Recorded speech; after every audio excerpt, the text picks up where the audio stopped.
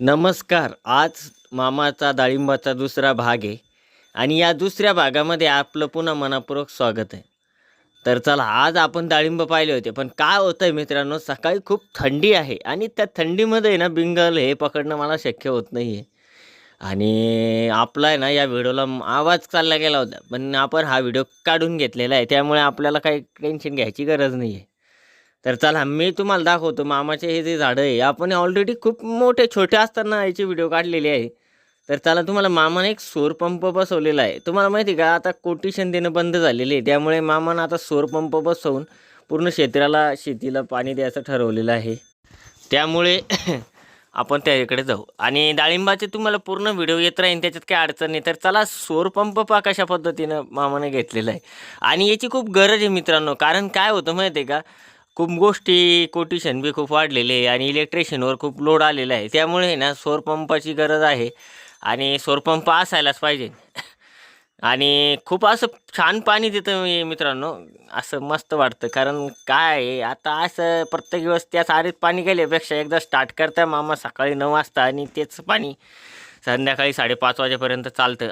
असं मला वाटतं. खूप गरज आहे याची. खूप शेतकऱ्यांना बसवून घ्यायला पाहिजे आणि एक लक्षात घ्या का काही नुकसान होऊ नये म्हणून याला खूप अशी वरून जाळी लावलेली आहे साईडनं पोल लावून त्याच्यावर जाळी बसवलेली आहे. कारण काही नुकसान नाही झालं पाहिजे.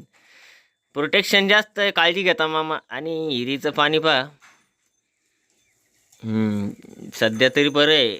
अजून यावर्षी जास्तीत जास्त पाण्याचं प्रमाण आहे. त्यामुळे काही टेन्शन घ्यायची गरज नाही आहे. पाणी भरपूर असं आहे.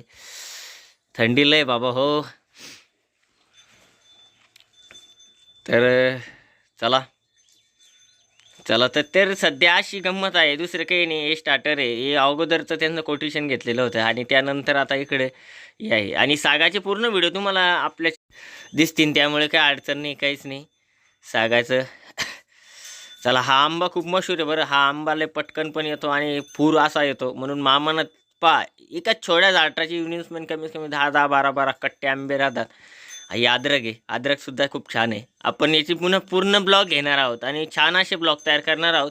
आज हा मामाच्या डाळिंबाचा दुसरा भाग आहे आणि तिसरा भागमध्ये रिअल आपण सांगणार आहोत कशा पद्धतीने डाळिंब लागवड केली, काय कशा पद्धतीनं त्याचं संगोपन केलेलं आहे, कशा पद्धतीनं हे केलेलं आहे. कारण काय होतं आहे, सकाळी थंडी वाजते आणि दुपारा खूप कामं असतात. त्यामुळे ना आपल्याला जास्त प्रमाणात जमत नाही आहे.